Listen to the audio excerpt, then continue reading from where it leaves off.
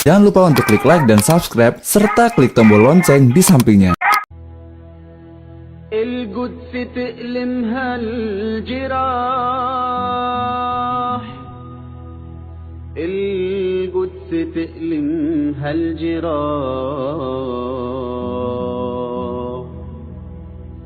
القدس تألمها الجراح،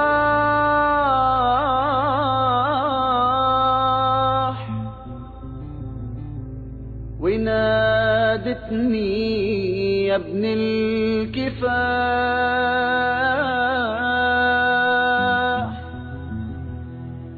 امسح دموعي والدماء، امسح دموعي والدماء، ونادي نادي ونادي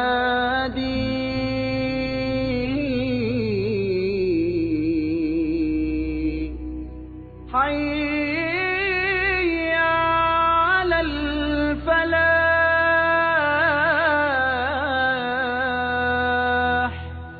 حي على الفلاح،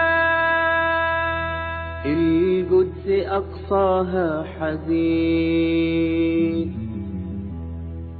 نادت جموع المؤمنين. يعني مقاومتنا الآن في هذه المرحلة مقاومة شعبية، استخدمنا هذه الوسيلة لندخل مثلا المولوتوف إلى مسافات ممكن تكون هي بعيدة شوية عن المواجهات، تكون مثلا في حماية للإخوة، بدل ما أنا اليوم يتقدم الشاب بالمولوتوف يرميها على العدو، لا اليوم الطائرة الورقية موجودة.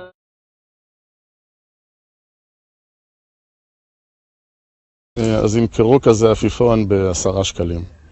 בפועל לדעתי לא יותר מ3 שקלים, 4 שקלים, אולי 10 דקות הכנה.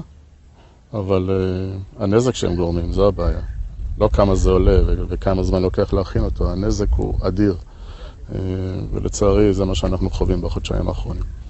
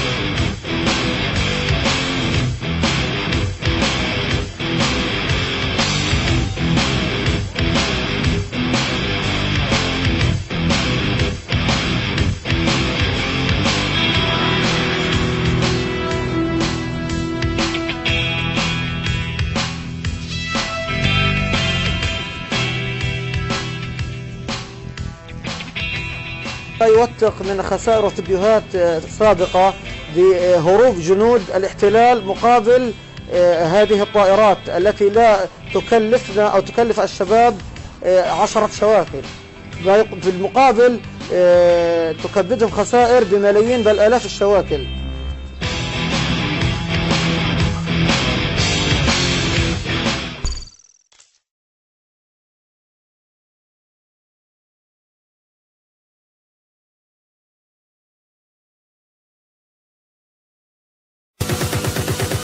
Yeah, that's right. Yeah, that's right. اللهم احفظ المسجد الأقصى من اليهود الحاقدين، اللهم أعد المسجد الأقصى إلى رحاب المسلمين، اللهم طهر المسجد الأقصى من اليهود الغاصبين، اللهم عليك بهم فإنهم لا يعجزونك، يا قوي يا متين.